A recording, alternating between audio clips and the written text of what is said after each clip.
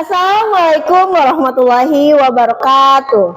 Yang terhormat Bapak Ibu penguji ujian kinerja pendidikan profesi guru tertentu tahun 2025. Perkenalkan, saya Syafriyanti Catur Wulandari, mahasiswa pendidikan profesi guru tertentu tahap 1 tahun 2025 dengan nomor induk mahasiswa 2442517 di LPTK Universitas Pendidikan Indonesia. Hari ini saya melaksanakan dan mengambil video uji kinerja praktik mengajar di SMK PGRI 15 Jakarta di kelas 11 AKL dengan materi pajak penghasilan pasal 21. Demikian, Assalamualaikum warahmatullahi wabarakatuh. Pagi.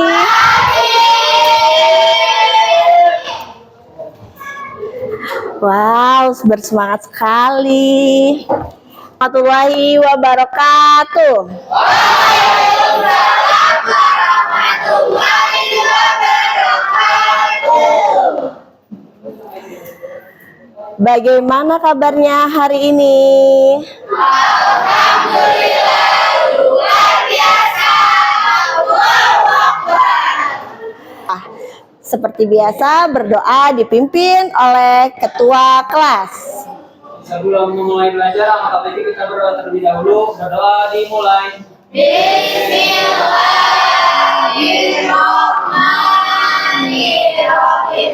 Alhamdulillahirabbil alamin. Ar-Rahmanir-Rahim. Rabbi zidni ilma warzuqni fahma. Amin. Memberi salam. Assalamualaikum warahmatullahi wabarakatuh. Waalaikumsalam warahmatullahi wabarakatuh.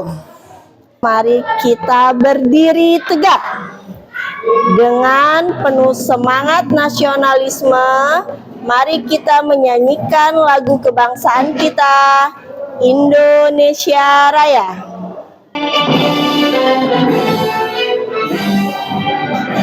Indonesia tanah airku, tanah tumpah darahku. Di sanalah aku berdiri, hiduplah Indonesia Raya.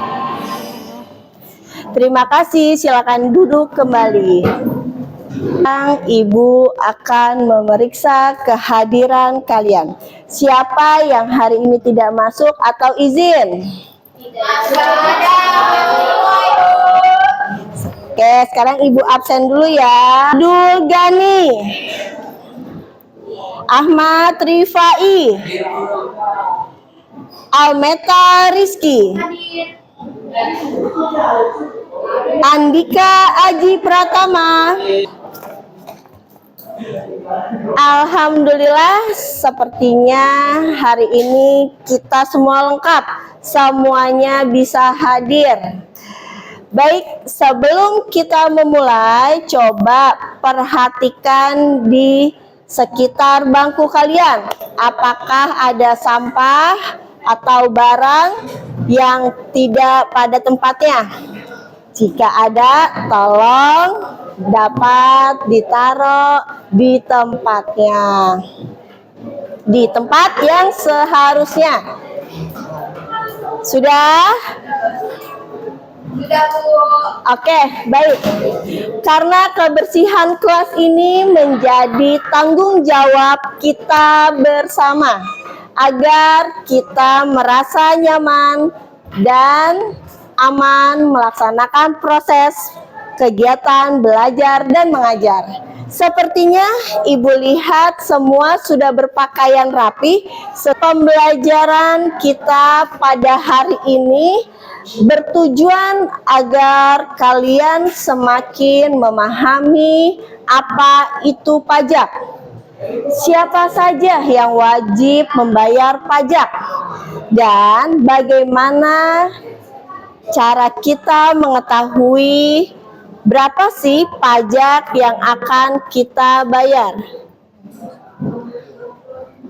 Semua ini pastinya agar kalian semakin memahami ketentuan umum dan tata cara perpajakan. Anakku, penilaian yang akan Ibu berikan berdasarkan 1. Keakuratan perhitungan, 2. Ketepatan penggunaan rumus, 3. Kreativitas dalam memilih kasus, dan kedalaman analisis. Siapa di sini yang orang tuanya bekerja dan menerima gaji setiap bulan?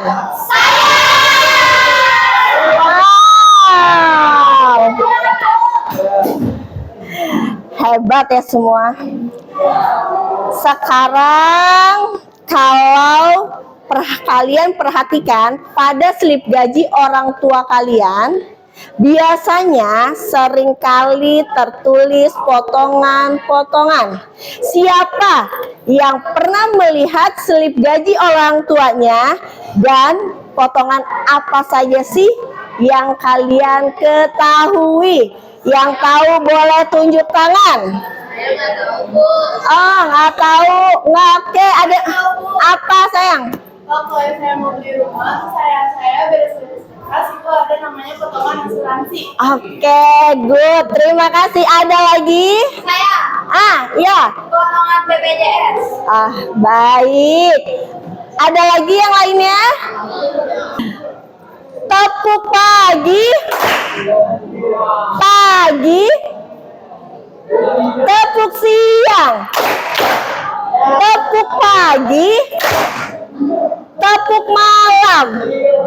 Oke, terima kasih semuanya sudah fokus.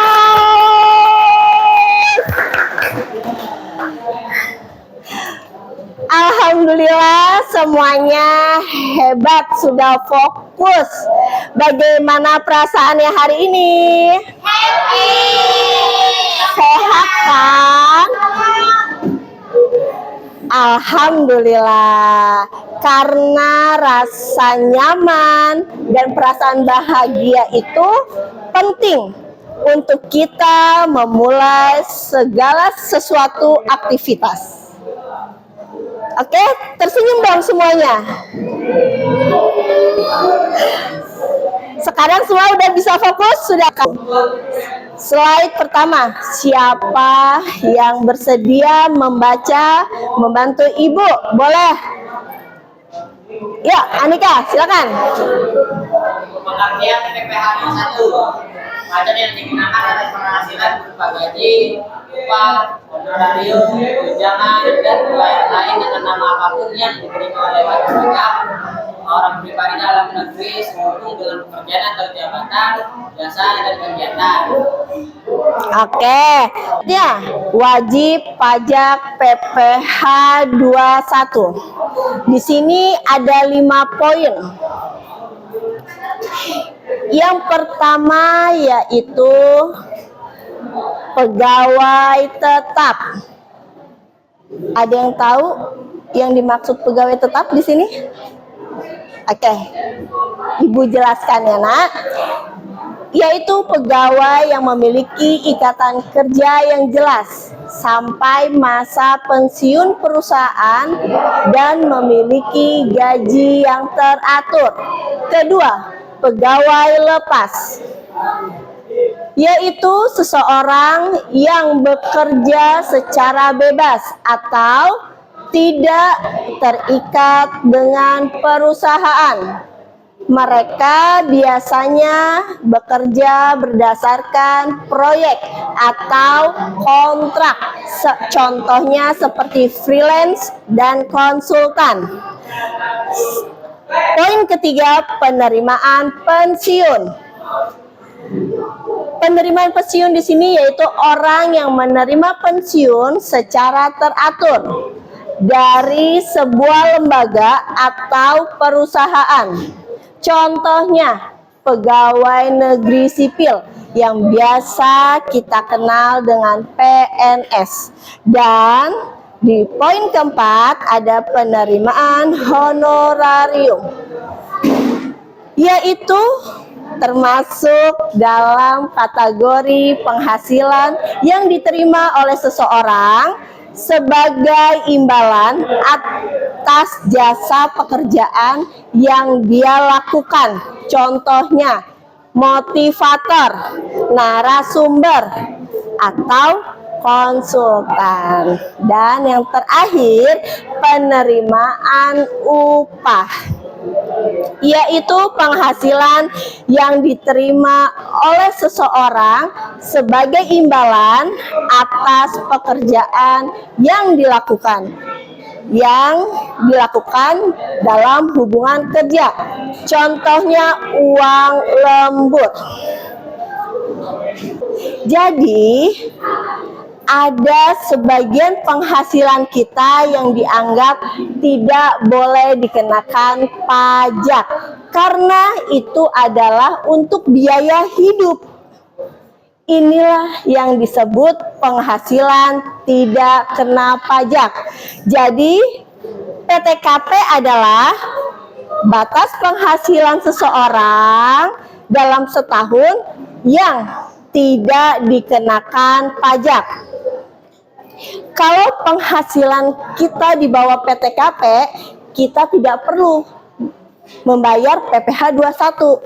Tapi kalau penghasilan kita di atas PTKP, barulah sisanya terkena pembayaran pajak. Sampai di sini apa semuanya sudah paham?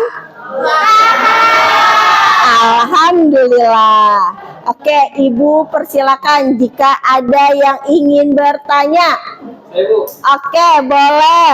Abang, silakan. Apa pertanyaannya, Bang? kenapa iuran pensiun dibayarkan berupa dana pensiun tidak termasuk objek pajak, sedangkan di pembahasan sebelumnya salah satu objek pajak adalah penerimaan pensiun?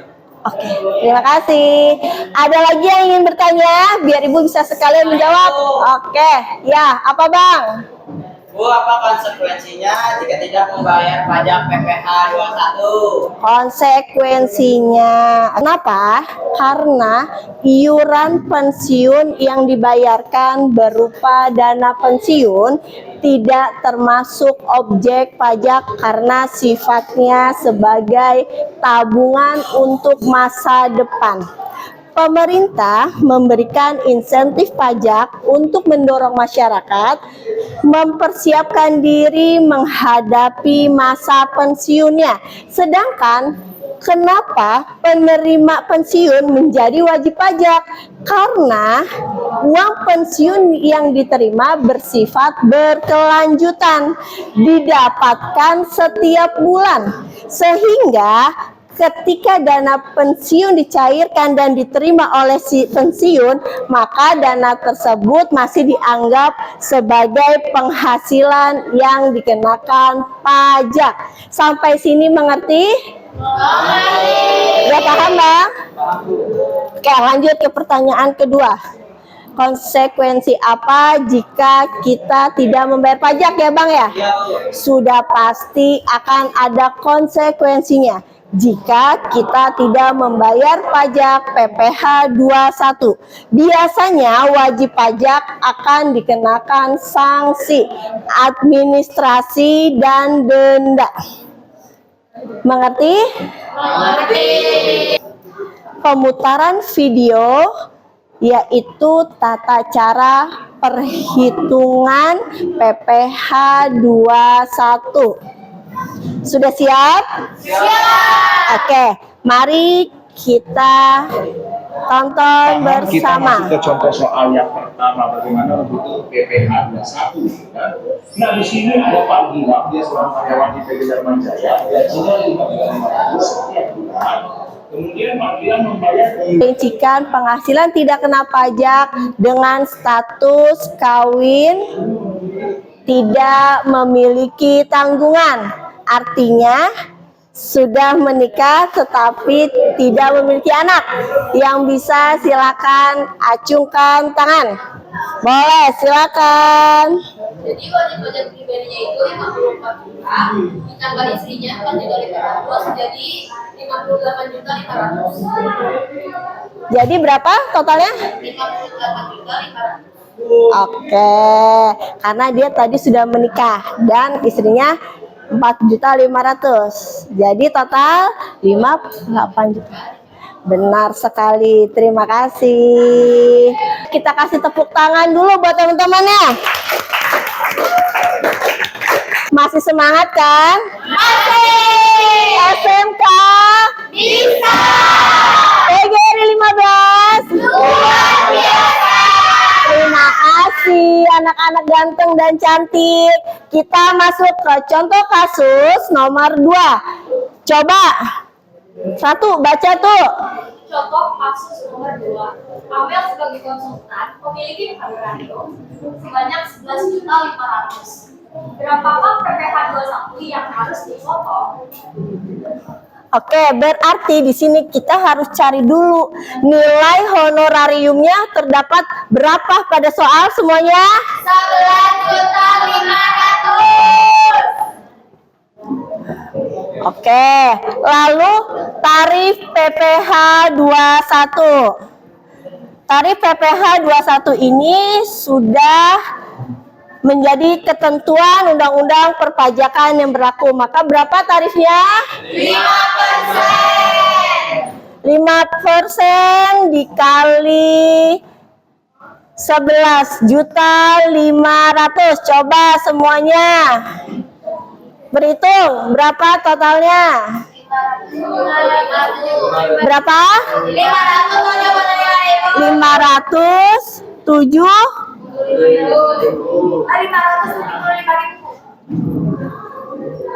575.000. Yes.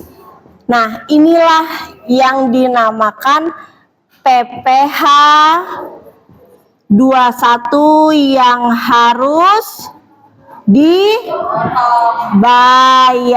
atau dipotong. Paham? Oke, kita. Yes.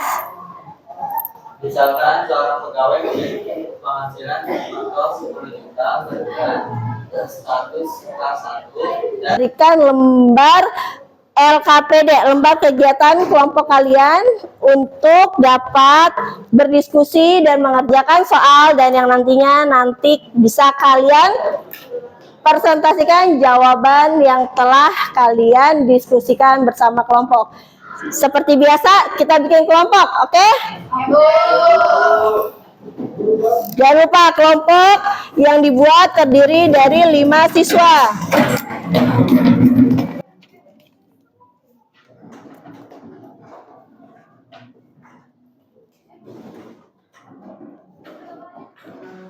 Sekarang Ibu berikan lembar kerja peserta didik, oke? Ini untuk kelompok 1. Lanjut kelompok 2. Kelompok 3 di mana? Maaf nak, tolong ya. Dan terakhir kelompok 4. Terima kasih. Oke, sama-sama.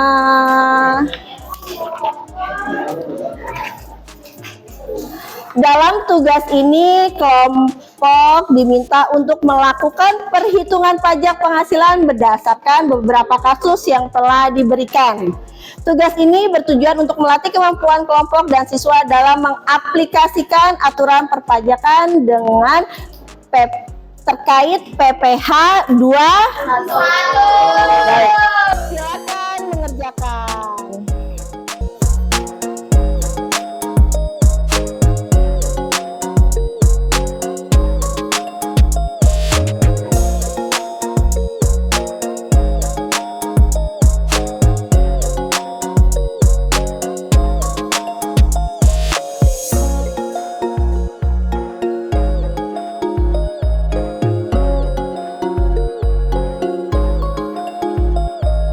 Kelompok 1, silakan maju.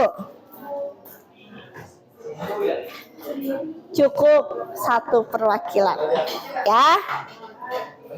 saling bekerja sama. Oke?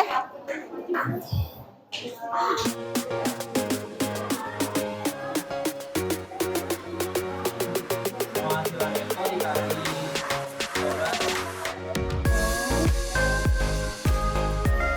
12 dari mana, Bang?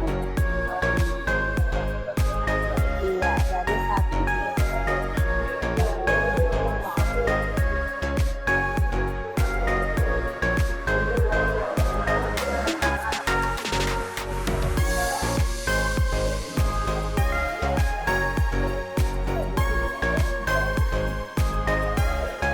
Ribu, jadi PPH 21 itu pertama totalnya 3.990.000. Oke, berikan aplaus untuk kelompok 3. Terima kasih.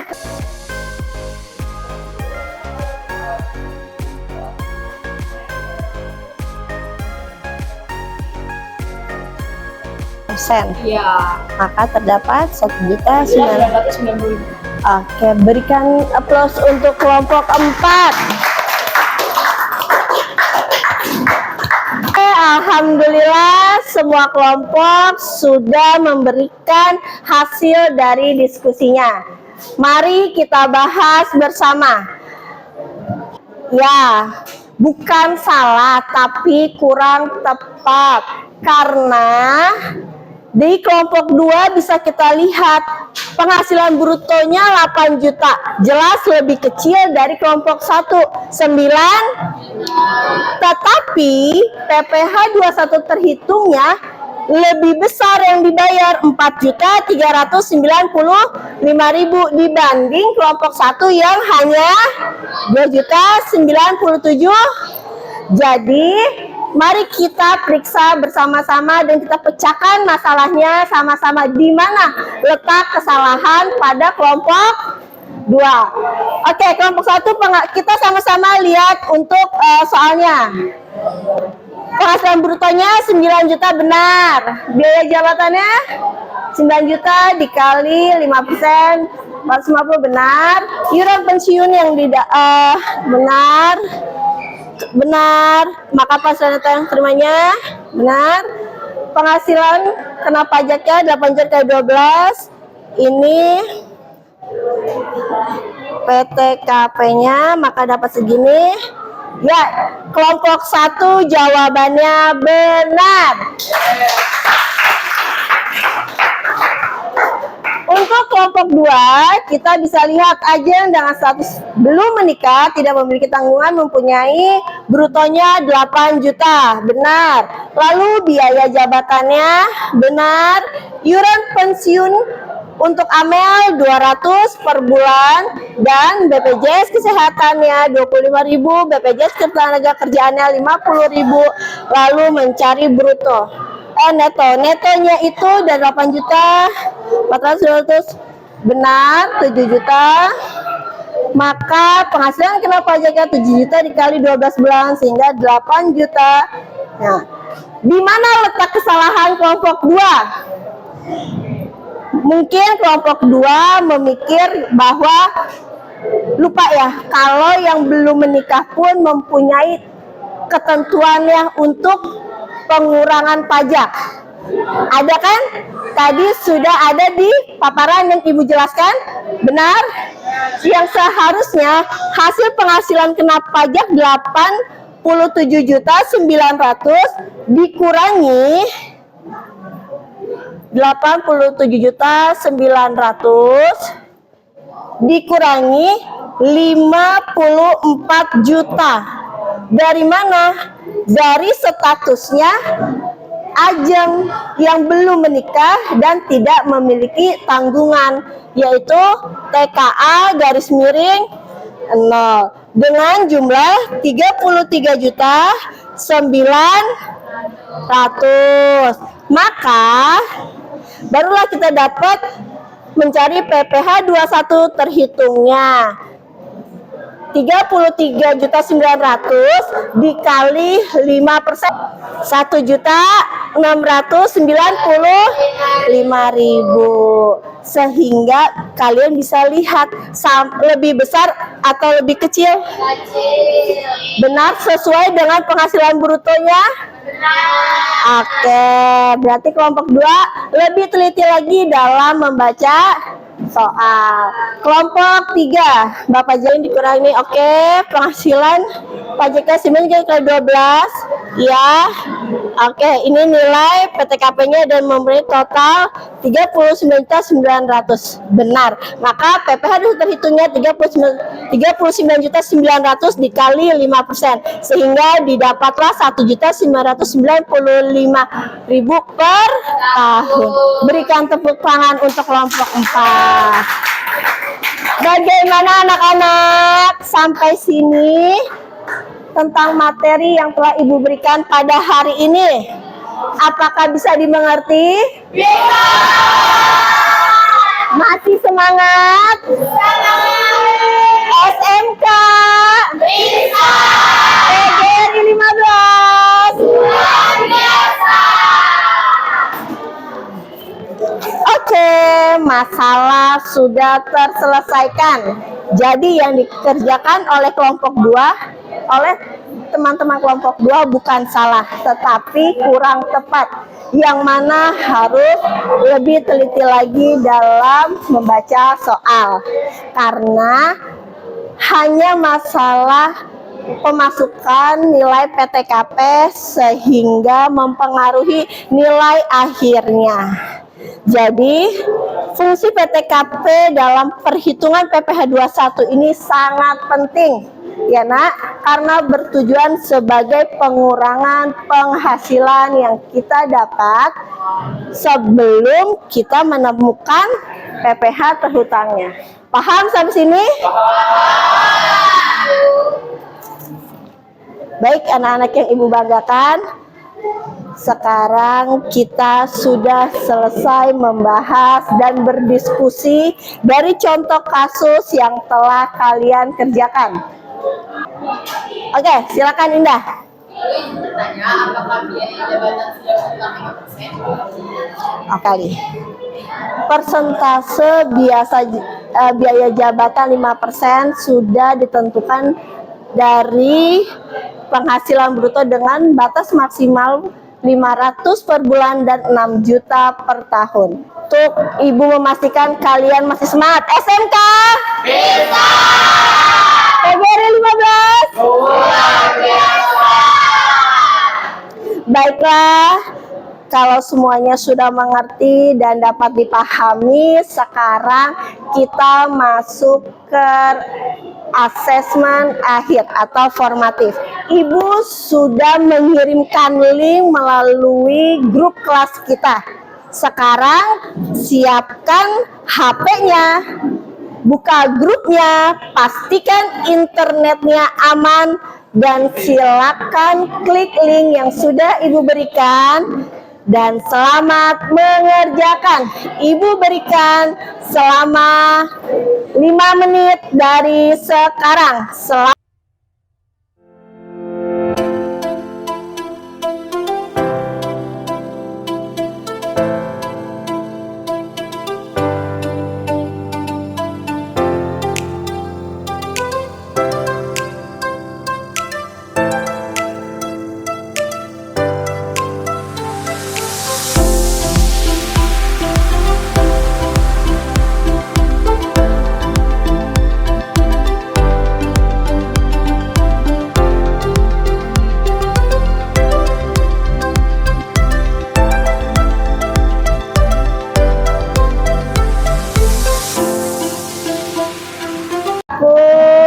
Asesmen akhir ini menunjukkan bahwa kita semua sudah cukup memahami konsep PPh 21 dan betapa pentingnya pajak dalam kehidupan kita sehari-hari. Ibu sangat senang sekali atas partisipasi aktif kalian dalam bertanya dan memberikan pendapat. Pertemuan berikutnya kita akan melanjutkan pembahasan tentang perpajakan, namun dengan fokus yang berbeda. Kita akan menggunakan lab akuntansi dan praktik untuk mengisi SPT. Apa itu? Surat pemberitahuan PPH pasal 21. Jadi siapkan diri kalian untuk materi. Jangan lupa untuk masing-masing ketua kelompok mengumpulkan lembar LKPD ke depan meja ibu. Anak-anak, karena waktu kita sudah habis, ibu bangga dengan proses belajar kita pada hari ini. Kalian semua luar biasa. Ibu ucapkan terima kasih atas kerjasama dan partisipasi aktif. Sebelum kita akhiri kegiatan pembelajaran kita pada hari ini, mari kita tutup dengan berdoa seperti biasa dipimpin oleh ketua kelas. Bersiap, berdoa dimulai. Bismillahirrahmanirrahim. Subhanakallahumma wa bihamdika asyhadu an la ilaha illa anta astaghfiruka wa atubu ilaik. Assalamualaikum warahmatullahi wabarakatuh. Waalaikumsalam warahmatullahi wabarakatuh. Ibu ucapkan terima kasih, tetap jaga kesehatan, semangat terus, dan sampai bertemu lagi di pekan depan. Wassalamualaikum warahmatullahi wabarakatuh. Waalaikumsalam warahmatullahi wabarakatuh. Terima kasih Bang, terima kasih ya Nak, terima kasih cantik, terima kasih ya Bang, terima kasih Bang, terima kasih Abdul sayang. Terima kasih ya Nak, terima kasih Bang, terima kasih ya. Udah on lipstick sama bedaknya.